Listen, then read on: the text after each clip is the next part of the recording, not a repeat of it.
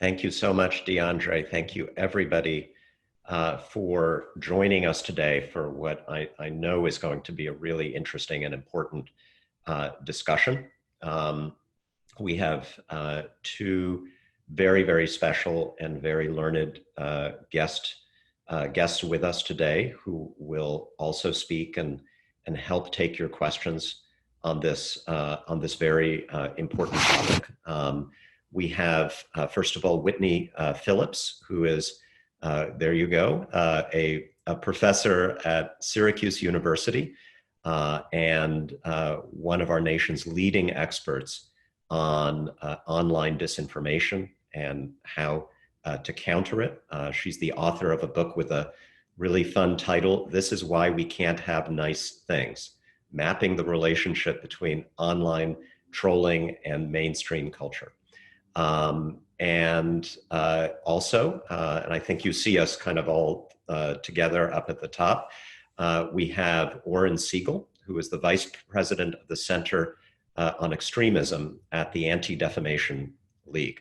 The ADL, the Anti-Defamation League, is one of the leading organizations in our country mapping and tracking the activities of extremist groups online and in our communities, working very, very closely with our nation's law enforcement agencies to try to identify folks who might be on the verge of committing violence and other crimes. And I can tell you from my conversations with the FBI, the Department of Homeland Security, their partnership with the ADL is extremely important and extremely strong. And so we're very, very grateful to have Oren here as well to speak about that aspect of the problem. So look, this is a forum where we're going to talk about the phenomenon of online disinformation, conspiracy theories, and QAnon in particular, because that is the main manifestation of this problem right now in the United States. It is a national problem. It is also local. We've had a couple of incidents recently just in our congressional district that remind us that that folks who are susceptible to these theories, and perhaps in one case, someone who's a leading propagator online of the QAnon conspiracy live in our district. And I know that that has sparked additional interest in this forum, and I'm sure we'll have a chance to talk about it. But this is a national phenomenon. It's not unique to any of our communities. There are aspects of it that seem new and that are new, but I want to start by stressing that what we're seeing is actually something very, very old. The central theory, conspiracy theory that QAnon promotes is basically the ancient anti-Semitic blood libel. The idea that there is a secret, powerful cabal of people, many of whom happen to be Jewish, who are manipulating events behind our backs and taking our children, drinking their blood, conducting strange rituals. It seems crazy, and yet this has been around for hundreds of years. And QAnon has given it a kind of new and modern guise. And I guess there's something seductive to the human personality about that kind of idea that, you know, that there is this hidden truth, there's this secret that has been kept from us by powerful people. But, you know, if you take this red pill or this blue pill, you will know that truth and you will join this organization of brave people who are going to stand up for that truth. Think about that. It's the theme of a lot of movies that we're all entertained by, that, you know, a single individual is made aware of some deep, dark, shadowy conspiracy, and that individual, maybe working with 3 or 4 other people, rises to the occasion and defeats it. And that's that fantasy that these kinds of conspiracy theories play to. But there are some aspects of it that are quite, I think, unique and special. First of all, you know, QAnon may have begun with this Pizzagate theory about powerful people being behind sex trafficking, but it has become a movement that encompasses all conspiracy theories. It's sort of like a do-it-yourself conspiracy theory kit. It encourages its followers, who now number apparently in the millions. I'd love to hear our experts' view about that, to basically do their own research, as they say, and come up with conspiratorial answers to everything that is that is troubling them. So it encompasses, the crazy idea that 9/11 was an inside job, alien landings, the Kennedy assassination, anti-vaxxers right now. The coronavirus is a hoax, is part of this whole conspiratorial way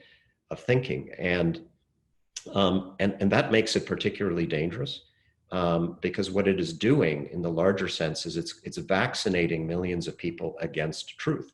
It's immunizing them against facts. It's giving them permission to disbelieve experts, to disbelieve the government, to disbelieve scientists, to disbelieve doctors.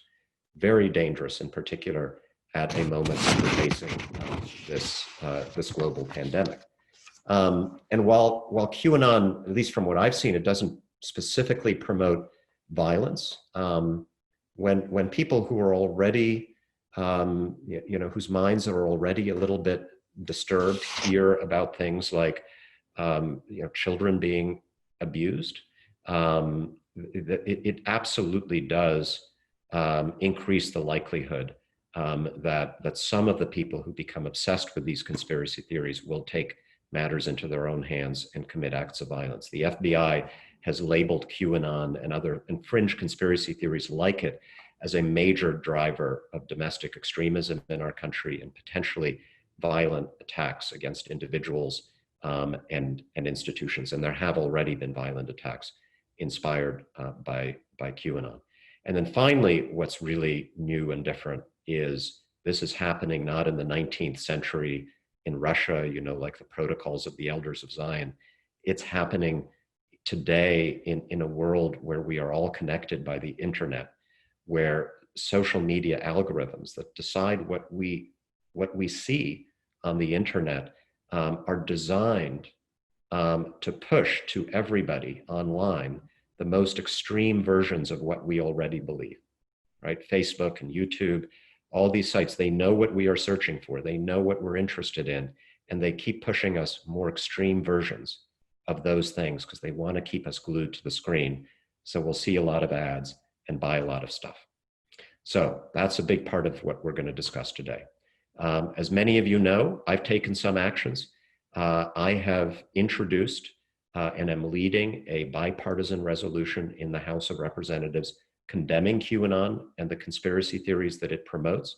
The important thing about this is that we have an equal number of Republicans and Democrats who are sponsoring this resolution. My goal, if we can pass this, is to demonstrate that there is broad bipartisan rejection of this movement in the United States. So whatever the president may be tweeting or retweeting, most Republicans and Democrats stand together against this. And finally, the second thing we are looking at doing, this is very complicated but very important, is finding an appropriate way to regulate the ways in which our social media companies put out information, to ensure that they do it in a more responsible way, and that those of us who use these sites have more options to opt in or opt out from this kind of algorithmic promotion that is spreading extremism and hate online.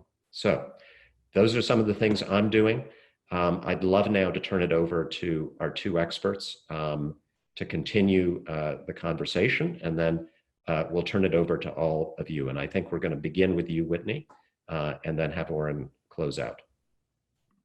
Yeah, so thank you so much. Thanks everyone for being here. So before I dive into the specifics of QAnon, I want to focus on not just what it is, but what it's done. And this is going to echo a little bit of what the Congressman just explained.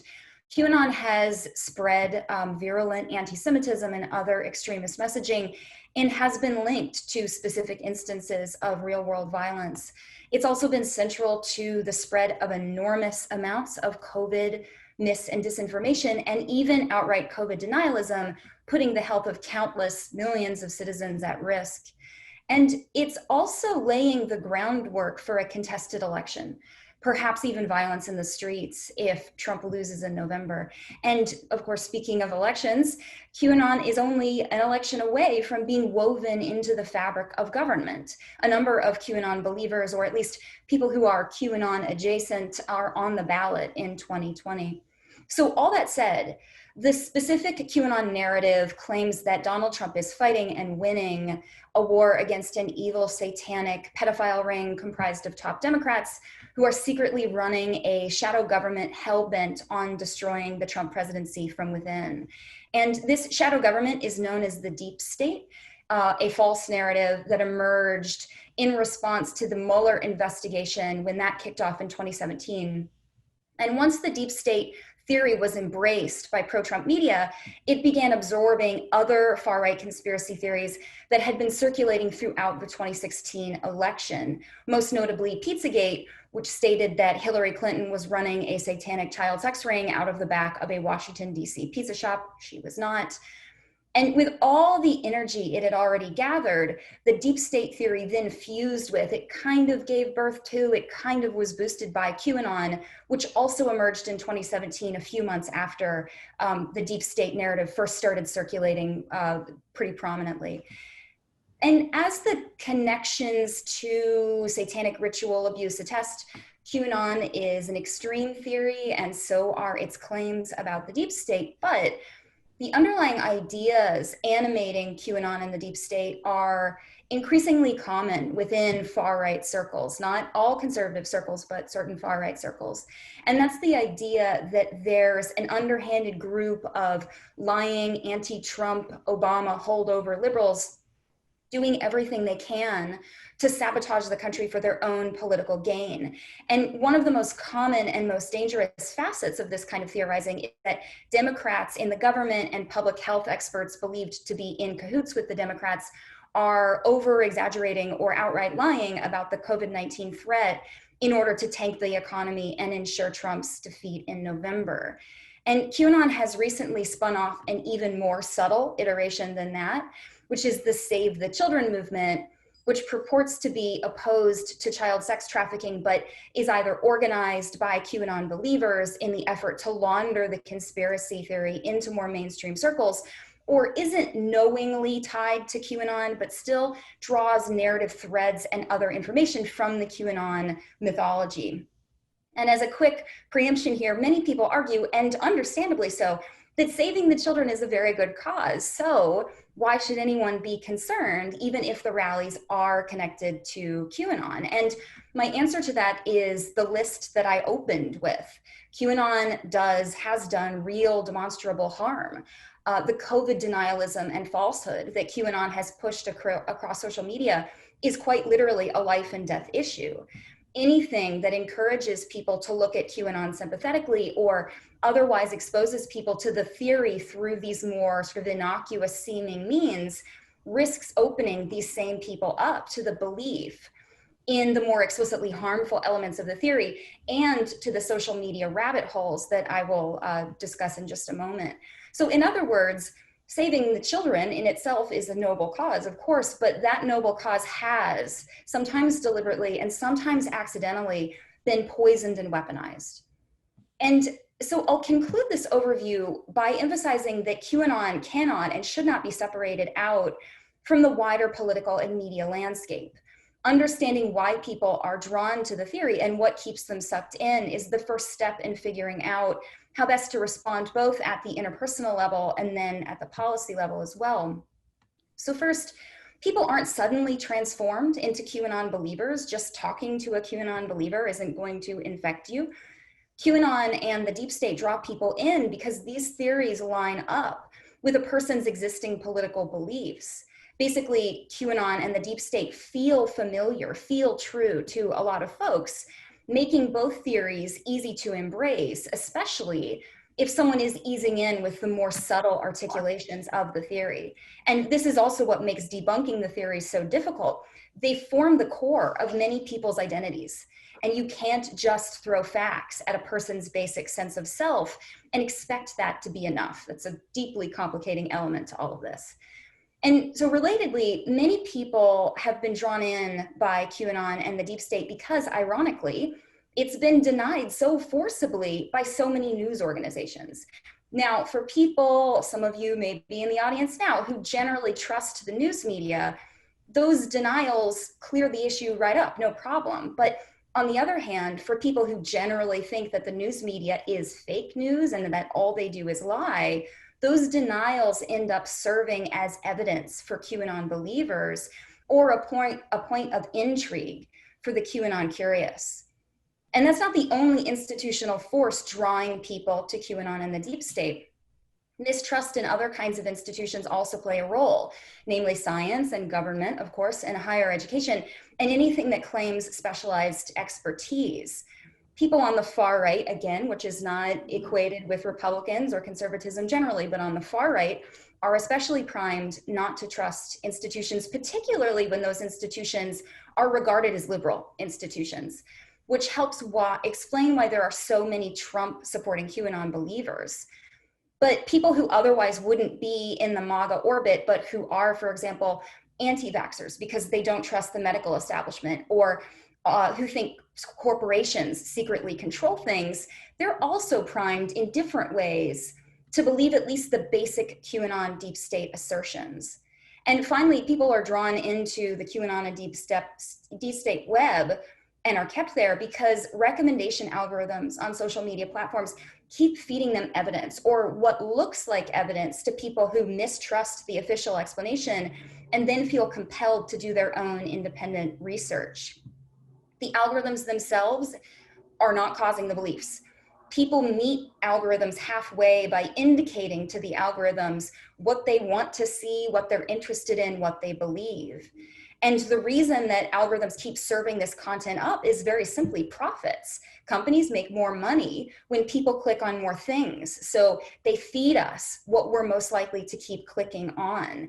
And the consequences for conspiracies like QAnon is that people who do their own research, they feel that their beliefs have been confirmed because everything they see online is confirming it. And not just confirming it, but feeding them even more information about even more conspiracies, creating basically a perpetual motion machine of self-reinforcing conspiracy theories. And people think, not unreasonably, that they're seeing this information because they've discovered some deeper truth. But that's not it at all.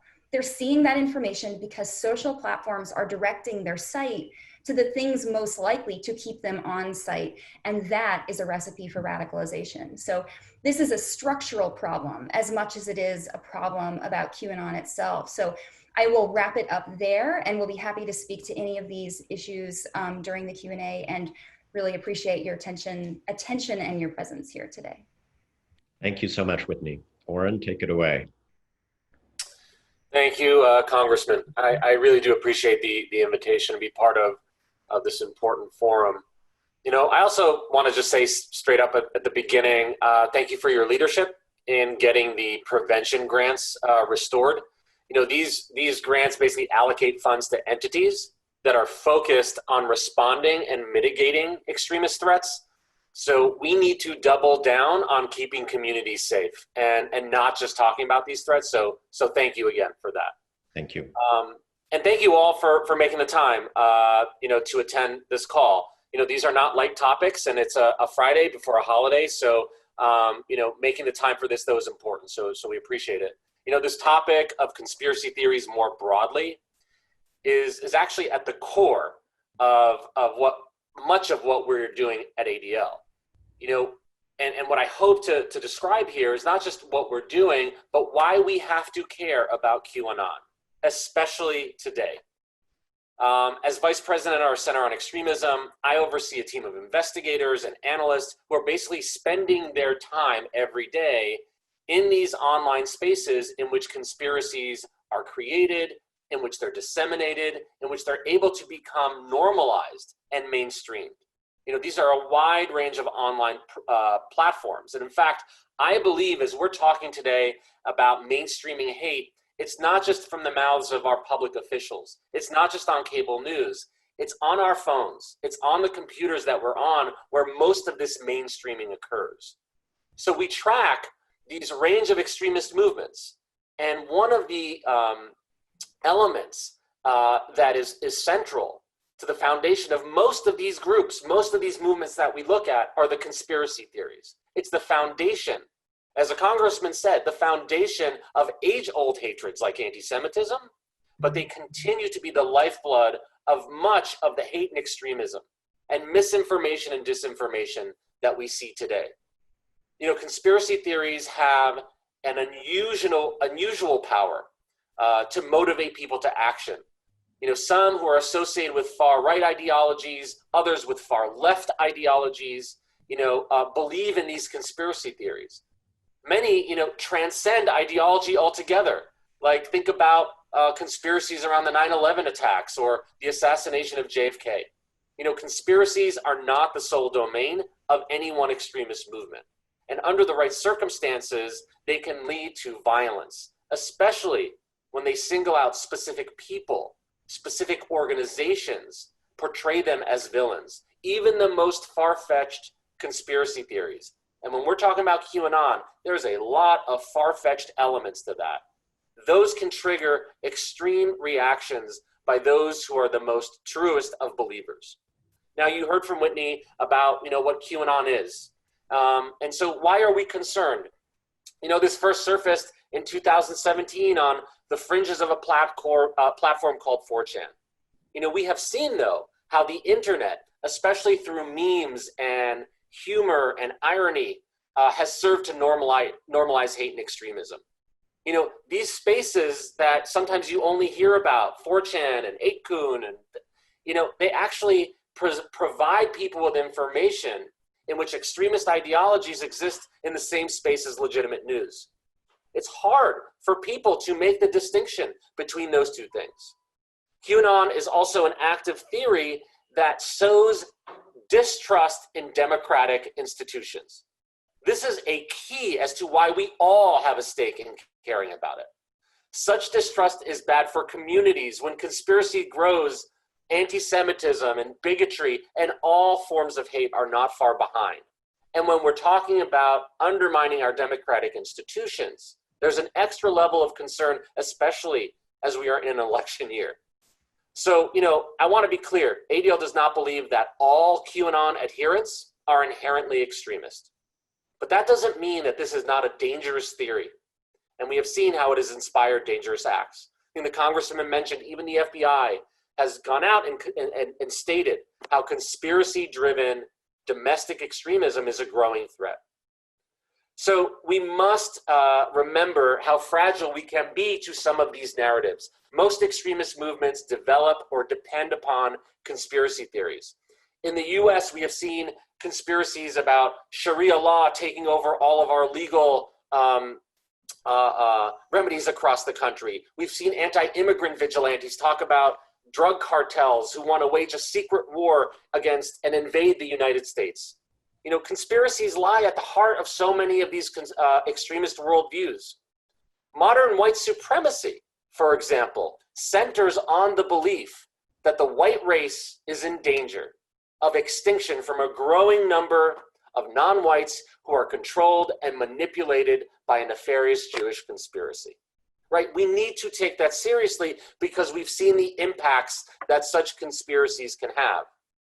You know, when you look at the posts or reposts attributed to the man who killed 11 people at a synagogue in Pittsburgh, it showed that he believed in this common white supremacist conspiracy that I mentioned, that Jews are engineering mass immigration to Europe and the United States to pollute and eventually destroy the white race. Conspiracy theories are particularly able to motivate people to action if they point to specific places, to specific people, or institutions as being those who are responsible. This practice gives extremists, even non-extremists who strongly believe in such theories, places to explore, to victimize, and target. You know, we saw this with a precursor to QAnon called the Pizzagate, where an armed individual actually went to a pizza place in Washington, D.C., because he believed they were people who were holding young children, pedophiles, to try to sell them. And they were, organized by the Democratic Party. I mean, this is the stuff of fantasy and yet has motivated people to act.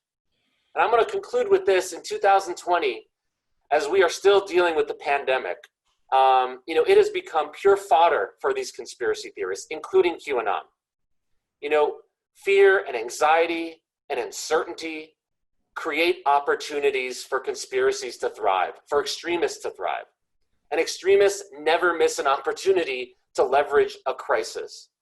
And as the demonstrations that we see spread to communities around the country, so too does the disinformation about those protests and those protesters. In a time of social unrest and racial tension, these false claims sow further fear and division, undermining efforts to build coalitions and bring about lasting change. As we enter the final stage in this election season, being able to recognize not only the impact of conspiracy theories, but I gotta tell you, being able to recognize conspiracy theories at all needs to be a top priority. Conspiracies that seek to delegitimize our democratic institutions are particularly dangerous. Now, I know I should be a motivational speaker. We all feel better now about everything, right? But here, I promise you there is hope. We can't do this type of work without having hope. And so there are things that we all can do, and maybe we can explore that in the Q&A to make sure that modern conspiracies are not normalized. Everybody on this call, all of you whose faces I see and those who are not showing your faces, you have a role as in this fight.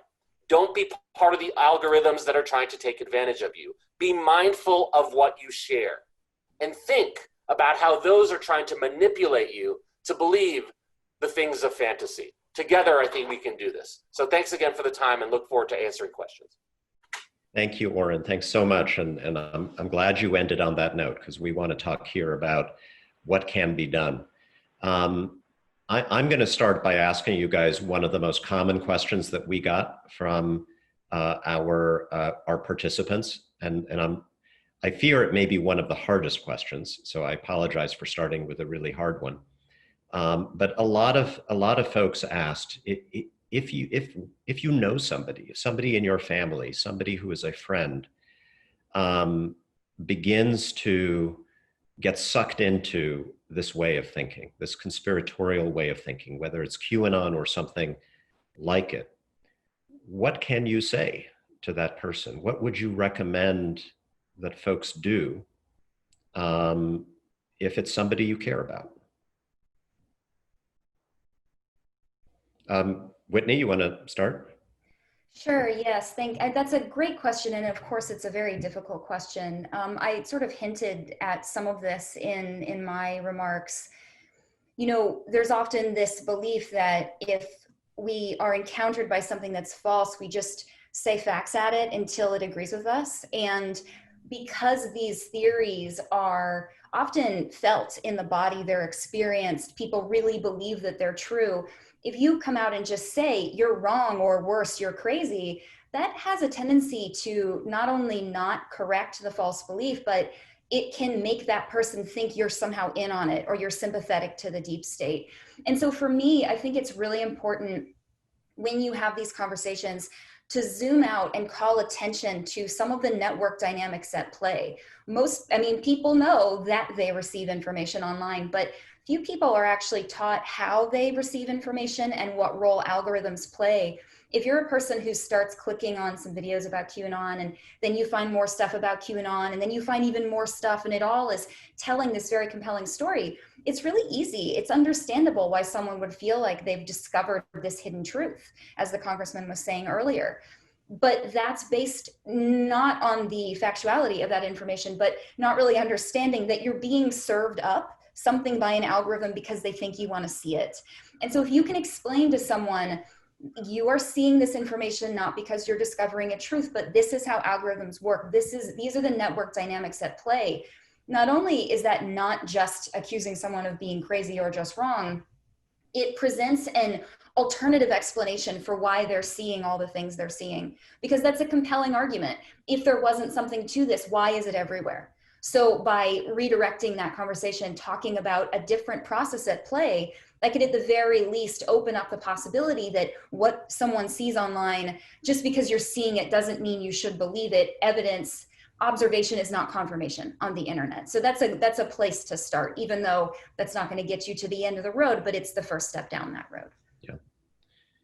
Oren, do you want to add anything? And I'm thinking, we've probably learned some things from dealing with past extremist movements, including terrorist groups, which have a kind of a similar methodology of recruitment and mindset in terms of weaning people away. I can add just briefly. There are some organizations, Parents for Peace, Life After Hate. These are made up of former extremists in many cases, or families of those who have dealt with that, who can provide a perspective. Sometimes the only way to reach somebody who's going down a path is to be able to identify with them in a real way and say, I've been there. And so those are options.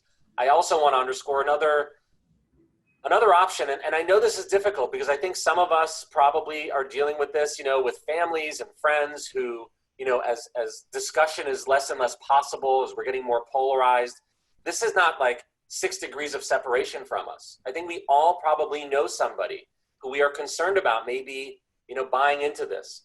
And this is why critical thinking skills at a young age, refocusing on our kids. They are spending more time online than ever before. The places that my investigators are spending time looking for extremists are where my kids are spending their time, trying to find entertainment. That's all you need to know about the threat. And so if we can teach kids at an early age how people are trying to brainwash you, how they're trying to, sell you, whether, I think the congressman mentioned goods and services, or whether they're trying to sell you the actual hate. There are ways that we can train kids to try to identify that. And so that's something we need to double down on as well. Critical thinking skills, back to the basics. Thank you, Oren. DeAndre, you want to get to some of the participants' questions? Yes. One of our first questions, and seeing it come up a little bit in the chat feature as well, is people feel like it may be a violation of their First Amendment rights. So what speech is not protected by the First Amendment? The person specifically asked, is it illegal to yell fire in a crowded theater? Let me take a first crack at this. Remember, what the First Amendment says is that the government cannot punish you or prevent you from speaking your mind. So if you want to go out there and say there's a deep state cabal that's drinking the blood of babies, you can. The US government can't throw you in prison for doing that. And the US government also cannot tell Facebook or Google that they have to, under penalty of law, take down statements that are made by their users. That's what the First Amendment does. But the First Amendment doesn't, for example, require a private company like Facebook or Google or Twitter to allow certain forms of speech. The pornography has always been prohibited on these websites. That's just a choice that these private companies make. And so they certainly have the ability under the First Amendment to set their own standards, and we can encourage them. Congress can encourage them to set high standards. And then there's this question of algorithms. You've heard us refer to this again and again. Here, we're making the case that these social media companies are actually actively promoting this kind of extremist speech because they have written this software, these algorithms, in a way that amplifies the types of speech that are more likely to engage our emotions, particularly negative emotions like fear and hatred, because they have figured out that those are the emotions that keep us obsessively glued to our screens the longest. And I sometimes compare it, in a pre-online world. let's say, let's say you watch a video on YouTube about a terrorist group, let's say Hamas in the Middle East. And the next day, your phone rings and it's a guy from YouTube. And the guy says, hey, couldn't help but notice that you watched a really cool video about terrorists who are killing Jewish people. And here's what we'd love to do for you. We'd love to send you some really wonderful recommendations about some cool people you can meet on the internet who share your interest in committing acts of terrorism against Jewish people. We'll even send you some links to websites where you can further explore that interest. In effect, that's what these algorithms are doing. They're not calling you on the phone, but they know what you're interested in, and they're going to give you more of it. And certainly, that has nothing to do with the First Amendment. We can put a lot of, I think we can and should put pressure on these companies to not do that anymore. Whitney, did you want to add anything? Yeah, I also really appreciate this question and these concerns. And so I'm a strong supporter of moderation and finding ways to better regulate these companies. And my position is not that those things are incompatible with free speech, but it's actually necessary to a more robust understanding of free speech, not in the constitutional sense, but the way it's used colloquially, the ability or a perceived right to say what you mean without interference. And it's a framing issue because oftentimes when people talk about free speech in this more colloquial sense, what they're referring to is what's known as negative freedoms. So freedom from restriction. You don't want Facebook telling you what you can and can't say. And so those freedoms are about preserving the right of the individual to say whatever it is that they want. The problem with that, you see this in a classroom, you see this in all kinds of places, when the most antagonistic, aggressive, harmful, bigoted person is screaming all of those things all at once, that doesn't actually contribute to more speech, that contributes to less speech. It makes other people either feel afraid or be afraid, feel dehumanized and not participate. And so in protecting these freedoms from, you actually minimize the most amount of speech possible, which is ideally the idea behind that sort of colloquial sense of the term. So a different way of looking at it, and this is how I look at it, I want to do what is going to guarantee the most possible speech for the most number of people. And that's what's known as a positive freedom, freedom for the collective to enjoy their freedoms equally. And so what that basically is arguing for, the collective should be free from being poisoned, from being screamed at, from being harmed in a way that makes them unable to participate. So shifting how we think about freedoms and whose freedoms are we looking to protect and what are we looking to cultivate, I think is a way that I approach that question. And the end result of that is sometimes you got to do a little moderation to make sure that more people are able to participate in a meaningful way in a democratic process. Excellent. Well, as the moderator, let me ask DeAndre to call up the next question. And did we lose Oren there for?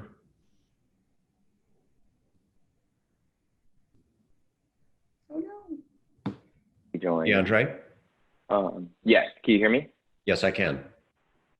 Yes, so it looks like we did lose him, but as soon as he rejoins, I'll add him back in. Okay. But our next question, kind of tying into that social media platform, how do we balance giving power to social media platforms to control content along with government oversight and legislation to protect personal freedoms of speech? Right. Well, that's, I was trying to get at that in my last answer.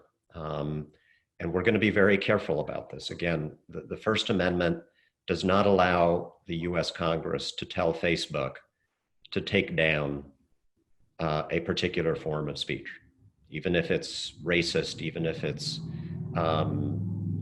outrageous, even if it's promoting terrible lies. But we do have legal doctrines in our country that allow people to hold other people accountable for certain forms of speech that cause them harm. Crying fire in a crowded theater, for example, or telling a lie that is so malicious that it is considered libel. For example, if a company, let's say a drug manufacturer, puts out a new drug and says that it will cure the common cold, but instead the drug is dangerous and it hurts a lot of people, right? Well, that's false advertising and they can be held accountable for it. So one of the interesting things about our laws governing social media companies right now is that there's something called Section 230 of the Communications Decency Act, passed in the mid-1990s, which says that the social media companies, the platforms, are not legally liable for anything that we post on their platforms. So if I libel you on Facebook, you can sue me, but you can't sue Facebook.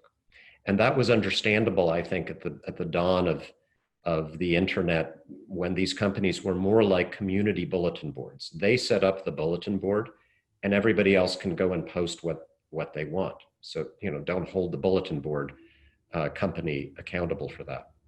What has changed, as we keep coming back to, is that the companies are now writing these algorithms, these programs that are deciding which pieces of information on that bulletin board you and I will see.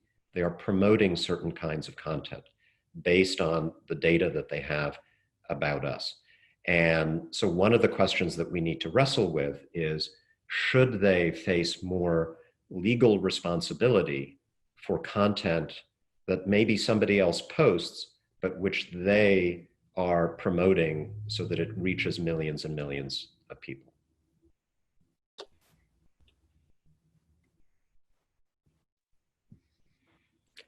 You want to go to the next one, DeAndre?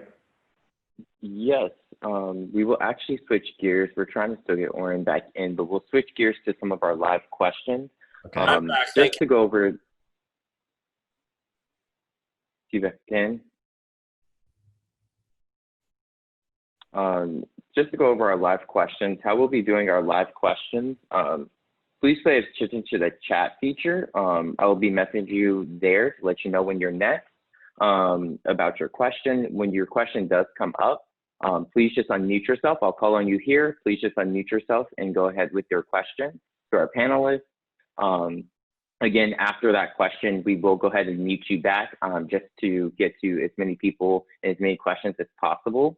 So please don't feel offended or anything like that. If you do have any follow-up, please just send another message and we'll try to get to your question or your follow-up again on the call later.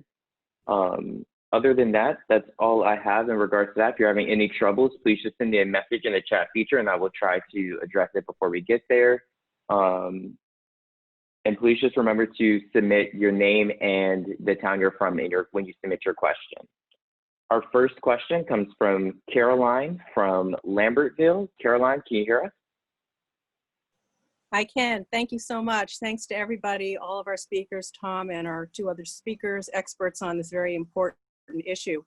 The first thought that crossed my mind, while obviously social media is central to the perpetuation of conspiracy theories, in the past few days, I've been seeing on Twitter and other media this notion that the president wants to introduce, quote, patriotic education into the public school system, which sort of put me on high alert. And I wonder whether I'm correct in kind of reading that as maybe code for, among other things, the opportunity for QAnon conspiracy theories to find their way into public education. And looking ahead, should our government not switch gears as a result of the elections, I guess.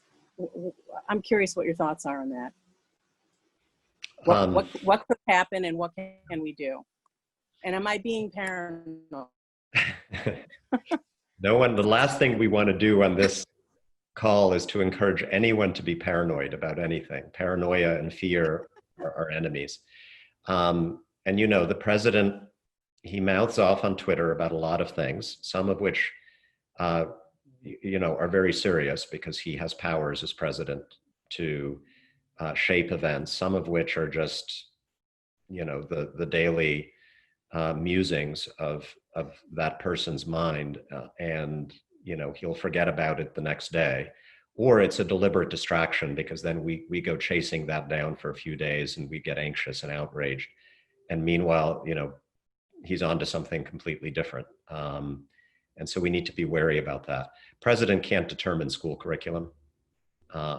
Congress, even the federal government as a whole, has very little to do with public school curriculum across the country. There are certain things that Congress has tried to encourage over the years through the limited assistance that we provide to school districts. But I wouldn't put that on your top 100 list of things to be very, very worried about right now. In fact, I want us to get back to what I think we will have a chance to do in a few months. And Oren made a very special point of emphasizing this: the need to teach critical thinking, the need to teach civics, basic American history, and government. We've most politicians for the last 10 years who talk about public education curriculum talk about STEM education, and that's really, really important for our economy. I think we need a renewed emphasis on those core competencies of citizenship. Whitney? Yeah, I would love to add to that. So in addition to thinking about civics in the classroom, one thing that I would hope to see in the classroom is a different kind of focus on media literacy. Media literacy is absolutely critical, but I advocate for what I describe as ecological literacy, looking at the ways that we are all connected to each other and to the technologies that we use. And very often when media literacy is taught, a lot of the focus is on fact checking and critical thinking and source evaluation, and all of those things are absolutely critical. But as we've seen over the last few months in particular, even facts, even debunks, even things that otherwise are good from a traditional media literacy perspective can either be weaponized or they can be used to pollute the information ecosystem. And so thinking ecologically, zooming out and considering how do we fit in relation to other things, as if the media environment were the natural environment. Everything is connected, everything flows into everything else.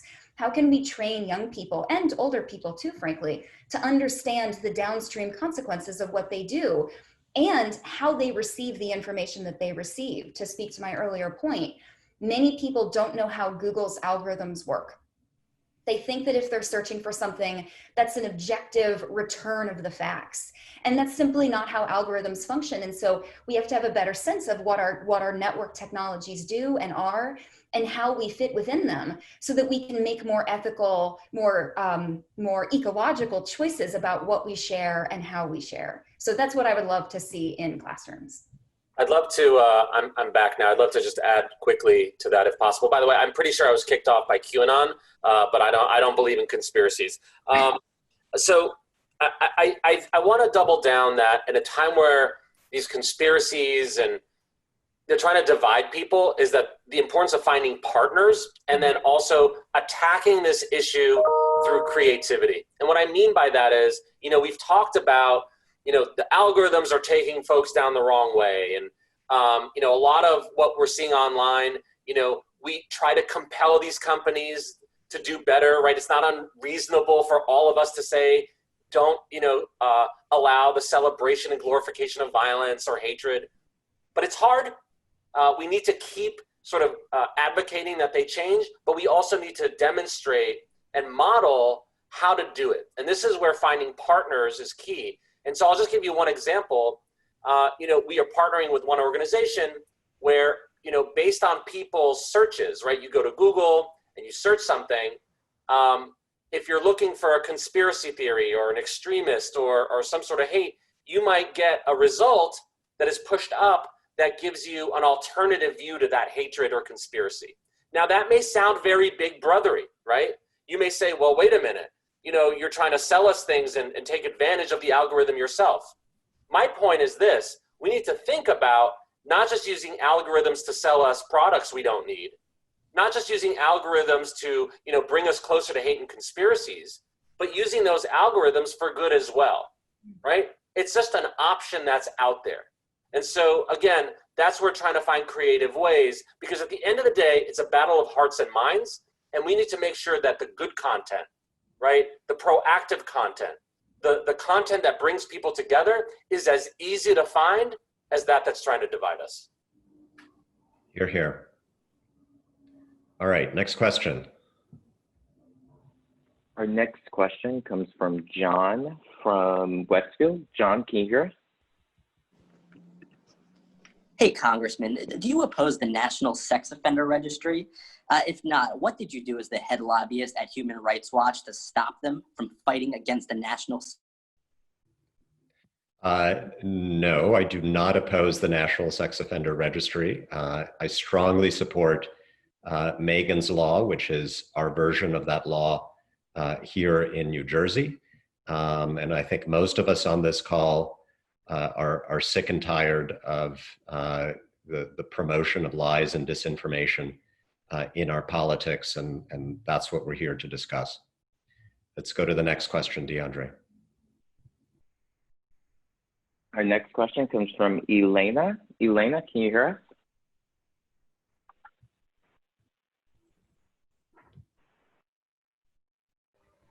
Yes, I can hear you. And I was petrified today when I read the article in the Times about what Trump wants to do with our education system. And I had this picture of Hitler burning books. And I'm really, really concerned. Is Trump a member of this organization?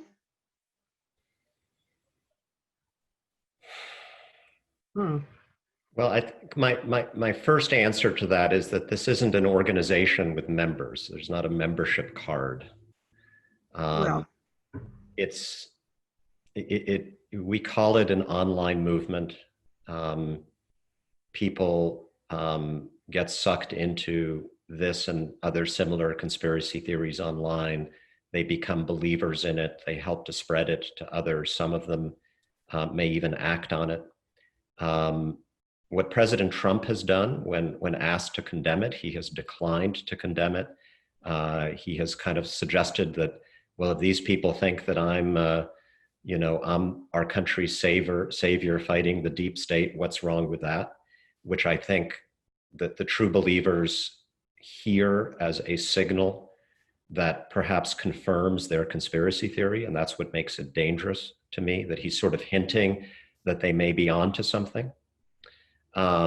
Again, this is why I decided to try to move this resolution through the House of Representatives. I'm under no illusions that deeply committed QAnon supporters will read that the Congress, which they probably think is part of the deep state, has condemned them, and that they will say, oh gosh, maybe I'm wrong and I need to steer away from this stuff.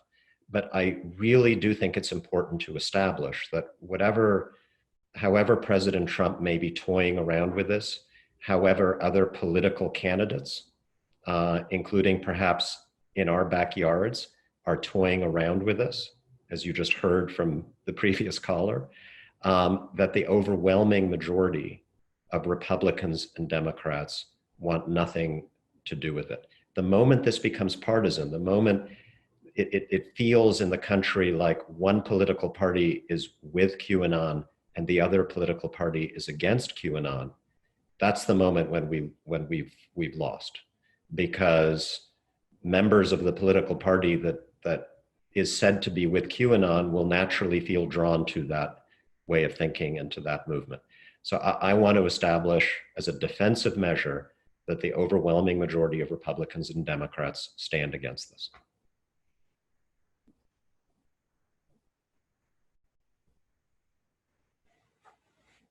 Thank you, Tom. Our next question comes from Stella.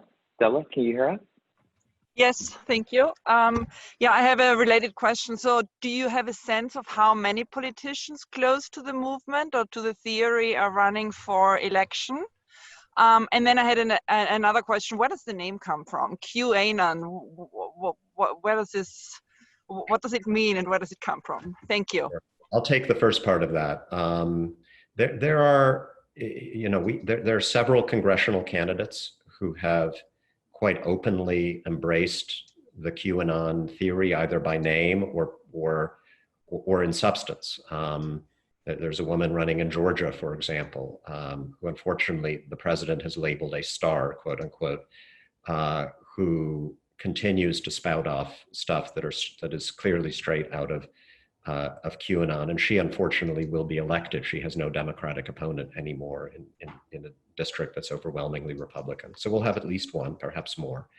I think what concerns me a little bit more is that that QAnon has seeded a field, and that there are other political candidates who are trying to reap the fruit of that. They may not go full QAnon.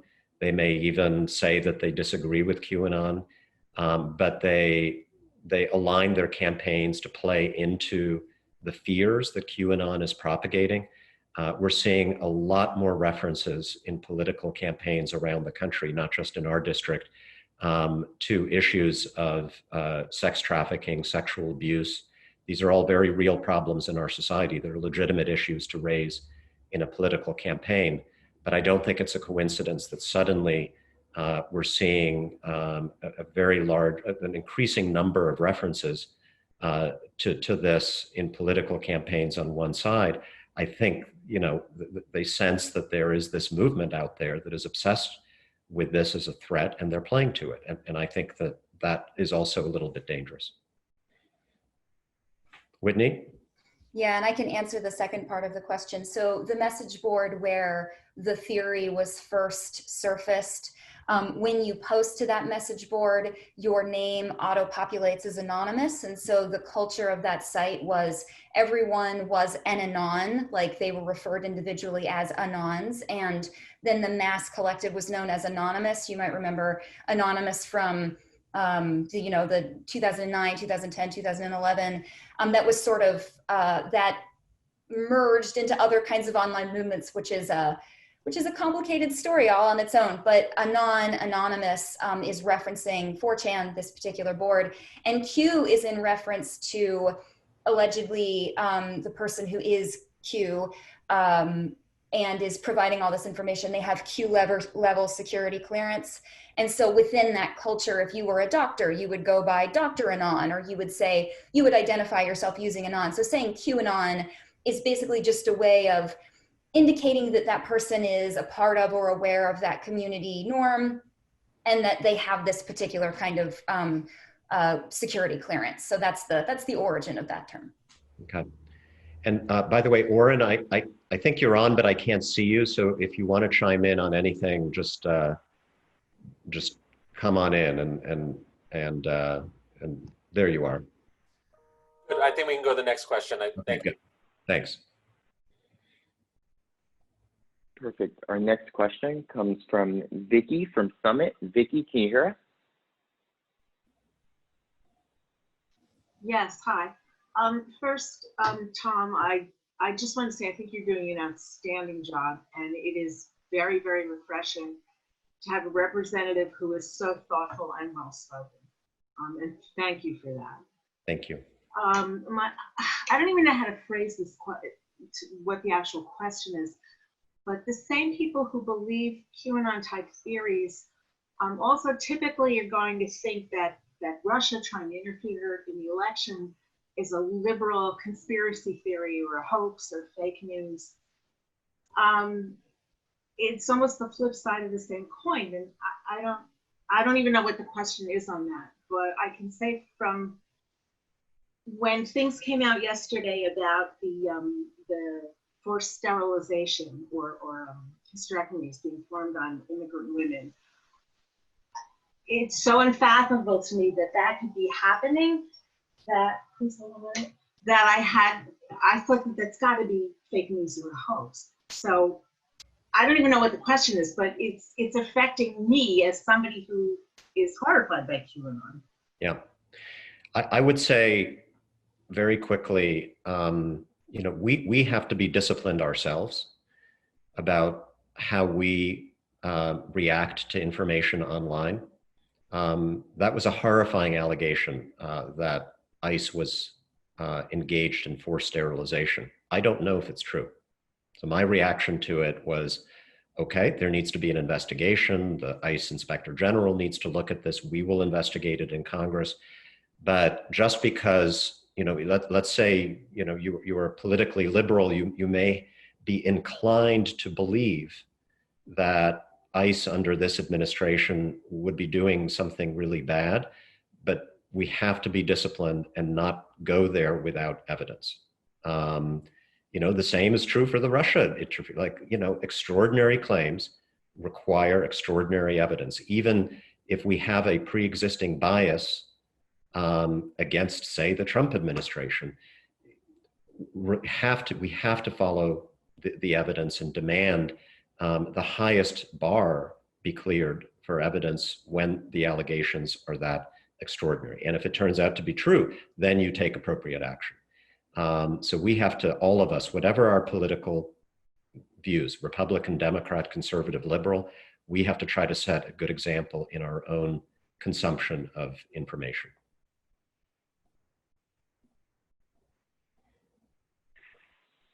Thank you, Tom.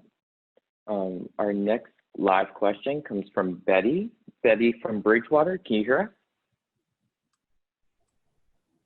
Yes, I can hear you. Somebody sort of asked this question, and you referenced the fact that there are several people who identify with QAnon who will probably enter Congress. On the Republican side, is there any movement among the Republican leadership to address this concern? The Republican leader in the House, Kevin McCarthy, has said that there is no place for QAnon in the Republican Party. I appreciated that statement. Liz Cheney, another member of the leadership, has also made some fairly strong statements about it. Again, I hope, this is really up to Speaker Pelosi, I hope we get a vote on our resolution, and that if we do, a substantial number of Republicans will vote against it. If that happens, it will be good for the country. If they don't, I guess it will be illuminating in another way. But I'm optimistic that a substantial number would. That said, there wasn't much of an organized effort to find a different candidate in this race. I remember, I think it was 1990 when David Duke, the former leader of the Ku Klux Klan, ran for Senate in Louisiana and somehow got the Republican nomination. President Bush at the time repudiated him. The Republican Party dropped all support for his campaign, even though they knew that it would mean electing a Democrat to that very important Senate seat.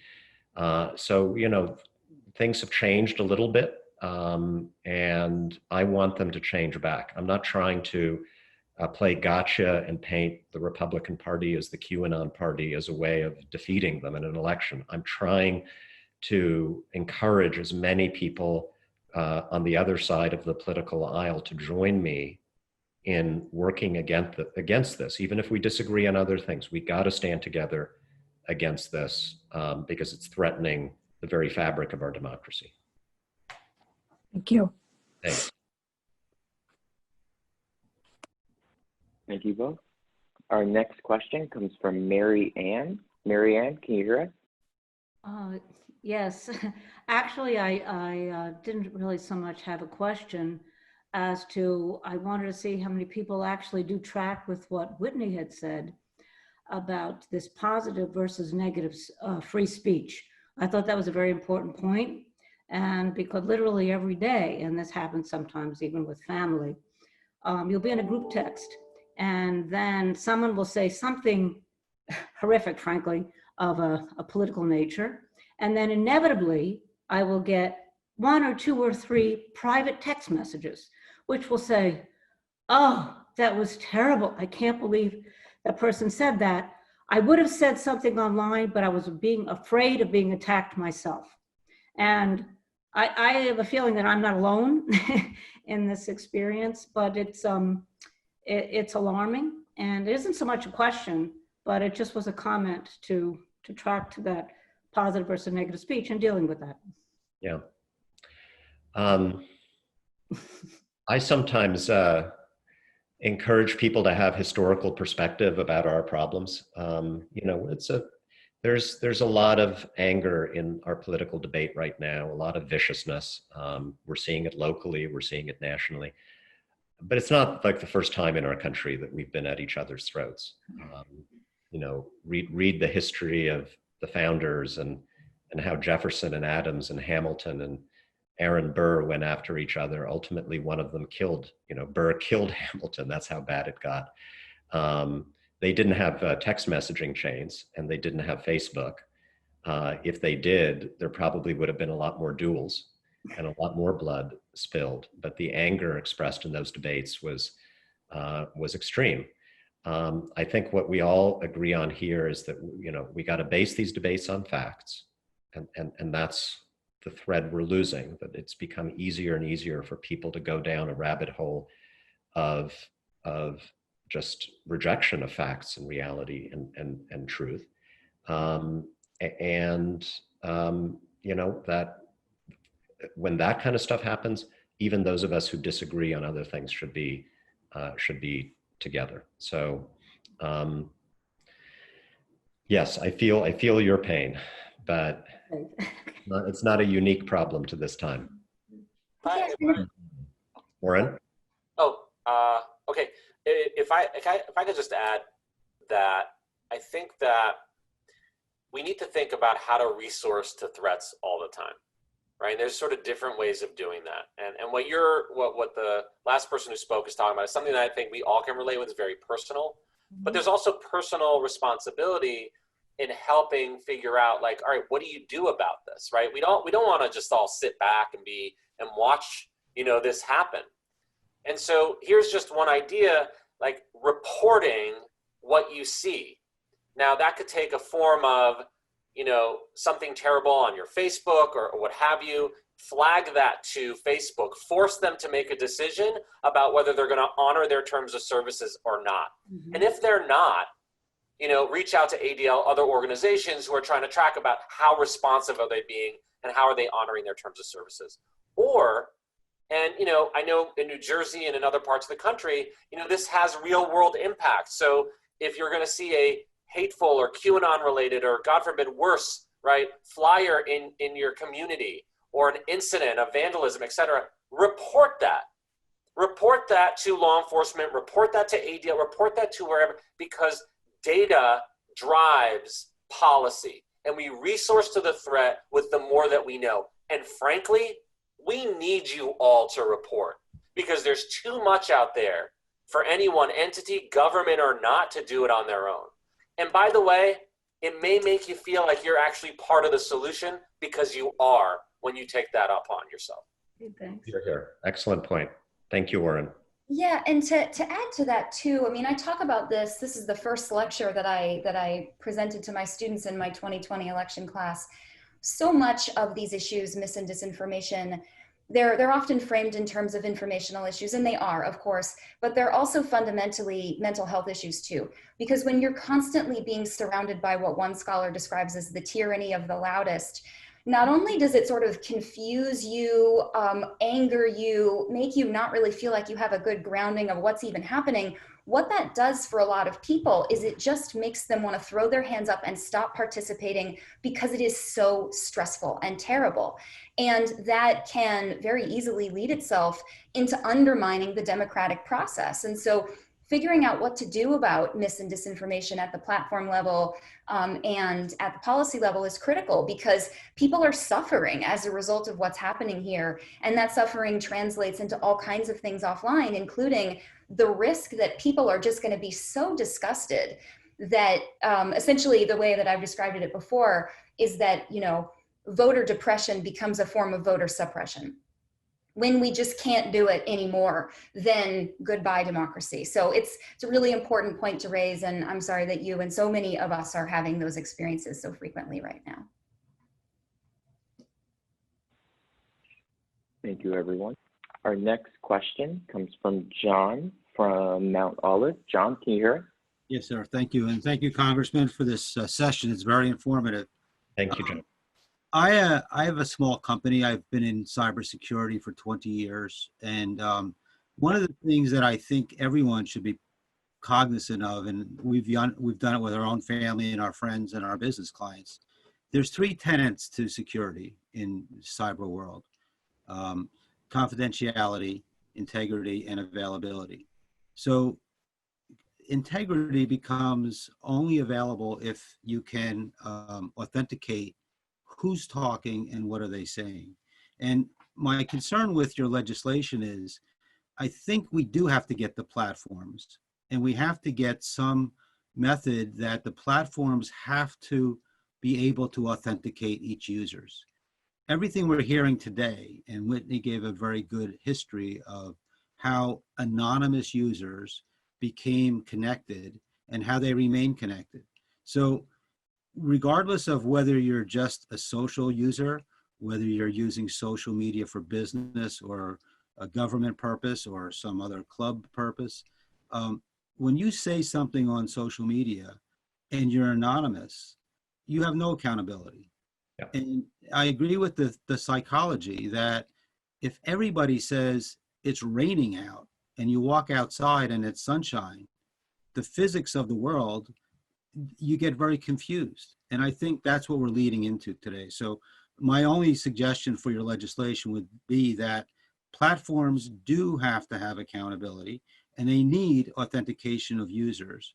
And for everybody using anything on the internet, trust nothing. Verify on your own and then make your own decision. Thank you. That's a really, really important question that you've raised. And I have to say it's one I struggle with, and I'd love to get our panelists' opinions. And here's why I struggle. When I was at the State Department, one of my responsibilities was promoting freedom of speech on the internet around the world against, like, the government of China or the government of Saudi Arabia or Russia, that were cracking down on dissidents, on free speech online. And they all wanted authentication so that they could find the Nelson Mandela of their country, so that they could find the Martin Luther King of their country, who's posting criticism of the government online, and throw him in prison. On the other hand, clearly anonymity in our country, in our system, gives people greater license to just say absolutely awful things. So I don't know the answer. I'd love to hear Oren or Whitney, Whitney's advice on what we should do here. Okay. Whitney? Hi, sure. So this point has come up a lot in my work. I started researching trolls on 4chan in 2008, so I've been doing this nonstop for 12 years. It's been great. But, you know, one of the things that would come up often in the early days and even now is this idea that, well, if we just make anonymity impossible, if we somehow found a way to just ensure that whatever someone posted was connected to them in a demonstrable, verifiable way, that many of the problems would go away. And I think that probably would reduce some amount of behavior that, you know, people engaging in it are just, you know, they're sort of blowing off steam. They know that they don't actually believe in the things that they're saying. So it would be too much of a pain, and there would be too much potential liability professionally or personally if their rude internet jokes were connected to them. But I think the higher level offenders, that becomes sort of a tricky idea because, you know, right now, algorithms in particular, not only do they allow, but they incentivize building brands around hateful content. And that's the whole, you know, impetus behind the No Profit for Hate campaign against Facebook right now, that people, it's not just that they're saying hateful things, they're making money off saying hateful things, and it is fully 100% named.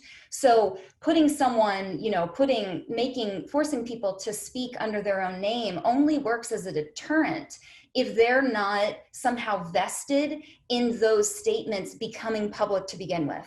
And a lot of people, that's their brand. I mean, there's a book on conspiracy theories online, if anyone's interested, by Anna Merlin, called Republic of Lies. And she refers to this as conspiracy entrepreneurship. You have people who have an entire professional life predicated on spreading QAnon conspiracy theories. They're doing it under their own names.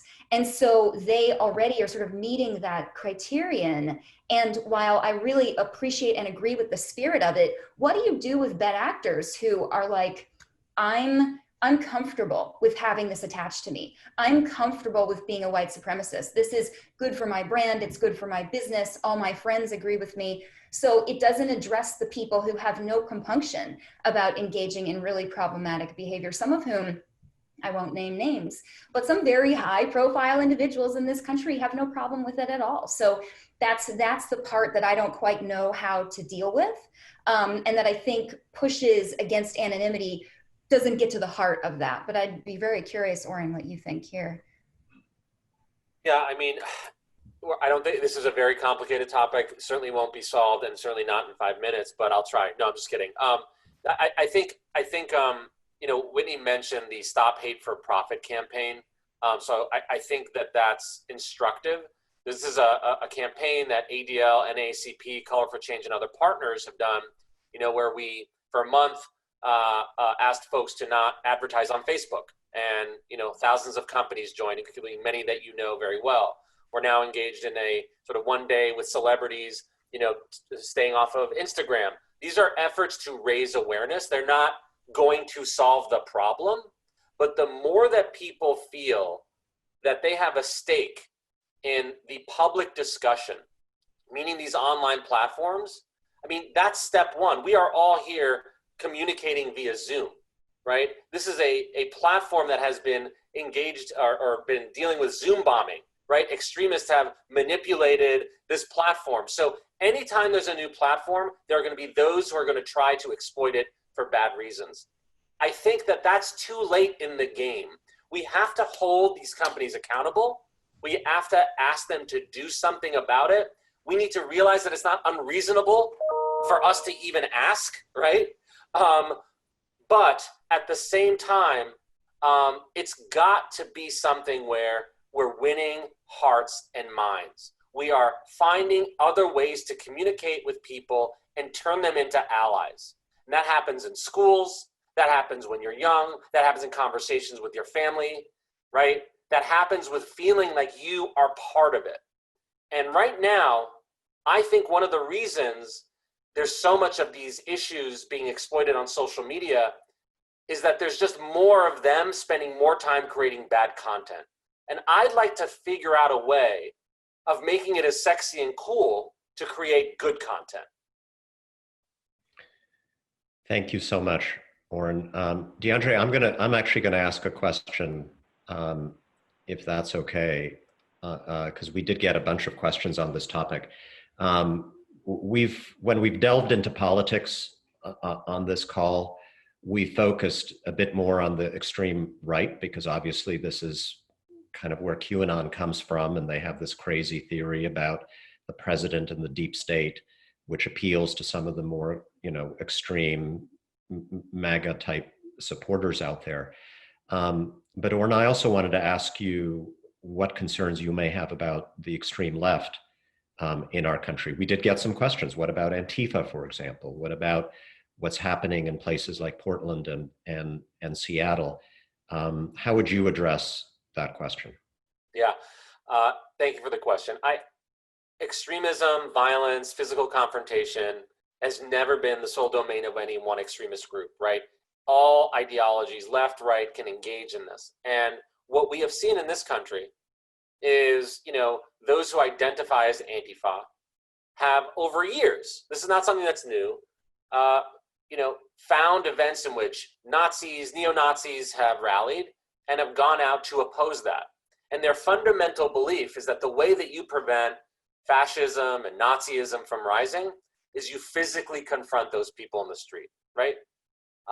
Listen, ADL, we're an anti-hate organization, right? So are sort of Antifa, they're anti-hate. What we don't do is engage in violence in order to make the point. And so there are those who are engaging in extreme tactics, and we need to reject that. We need to reject that, because anytime anyone engages in violence, it normalizes it, right? Also, Antifa tactics, to the degree that those are happening periodically in Portland, et cetera, only serve to underscore the victimization mentality of those that they oppose, right? They say, see, we are being attacked. They are hitting us. They are. And so it's just practically not a good thing. That being said, in the last 10 years, there have been around 450 or some odd extremist-related murders in this country. 75% of those have been carried out by right-wing extremists. The majority of those, white supremacists. 25% of those by those who are motivated by, Al-Qaeda and ISIS. So let's be honest about where that threat really is. And when you see people talking about needing to designate as terrorist organizations Antifa, which is a movement, and not those who are responsible for the majority of the killings, that becomes political in a way that we also need to be uncomfortable with. Speak out against Antifa, but recognize where the deadly threats have come from in this country. Yeah, that is exactly where I am. So thank you so much.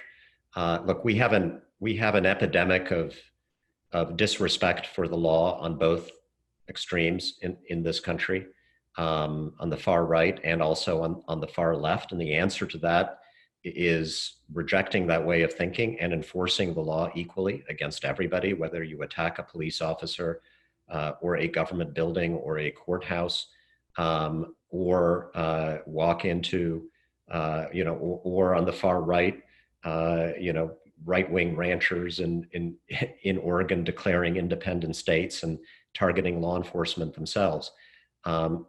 Whether you're on the left or the right, you got to be against that, and you have to be for holding everybody accountable under the law. At the same time, there are also conspiracy theories spread about this, and I think a really interesting one just cropped up in Oregon during these horrible forest fires that were spreading across that state, creating huge damage. Whole towns wiped out. A lot of people lost their lives. And in the middle of this, there was an online conspiracy theory that the fires were being set by Black Lives Matter or by Antifa.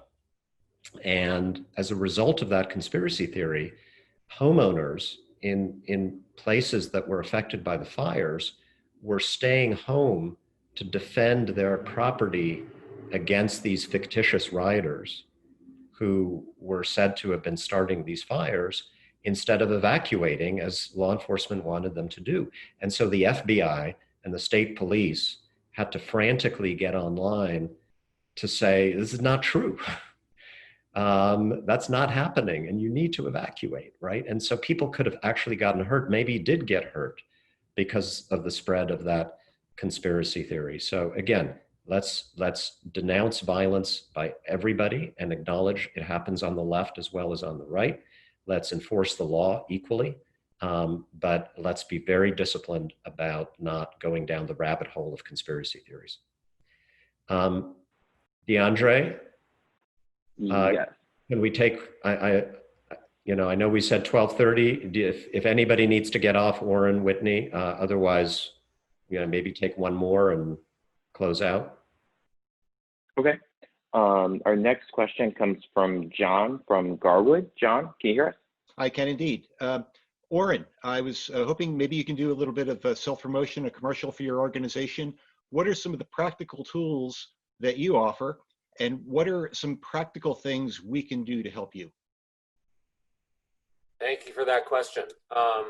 So tools in terms of combating extremism, getting involved. So one of the things that I just shared is, I mentioned earlier is report an incident. And hopefully it's being shared on the chat where you can report an incident to ADL regarding hate, discrimination. Again, that's one way to report. But I want to remind, if somebody is dealing with something very urgent, report that to law enforcement. ADL is not replacing law enforcement in terms of a place to report. We also have volunteer opportunities where those of you who want to understand, learn more about extremist threats, but also be able to become sort of part of our effort to track that. We can help you with that as well. I recommend folks contact your local ADL office. So for those of you in New Jersey and New York, we have an office there. And so here's the deal. ADL takes a holistic approach. You can invite ADL into your schools where we can do a world of difference training. a whole bunch of different anti-bias training. That's where it starts. We can help get you in contact with law enforcement if you're dealing with an issue of discrimination or hate.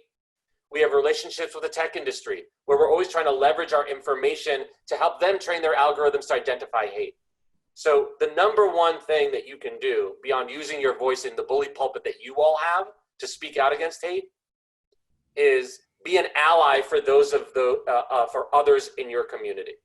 And if you need educational resources, if you need to know how to talk about these issues, please contact your ADL office so we can support. And there we can also explore other ways to get involved. Wonderful, thank you.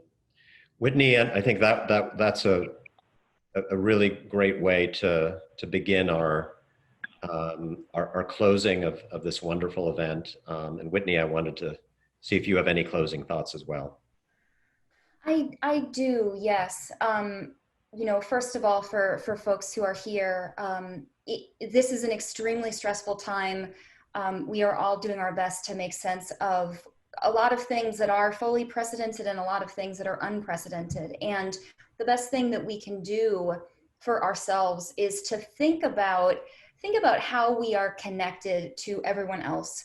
Think about the technologies you use. What do you not know about the technologies you use? What can you learn about those technologies that could give you a little bit more insight into not just where the information goes after it leaves your hands, but how does it arrive in your fingertips? And that can give you a little bit more insight of doing what I call sort of network mapping. What's above you, what's around you, what's below? What are the intended and potential unintended consequences of the things that you share? And if you see someone who's sharing stuff, even if they're posting and posting and posting to oppose QAnon, what are the potential consequences of that? What might happen that you're not planning to have happen? And just thinking about, more than anything else, we are in this together on the left and on the right. No one can survive as long as everyone is struggling against the weight of so much polluted information. All flourishing is mutual.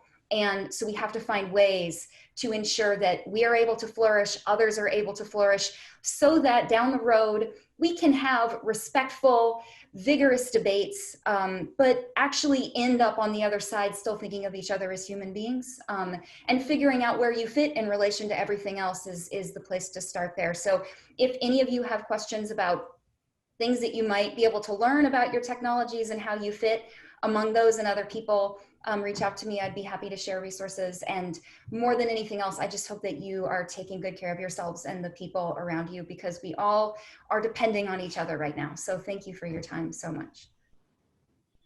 Thank you so much, Whitney. Thank you, Oren, for joining us, and much more important, for all the work that you do every single day in different ways to keep us safe and to keep our democracy healthy.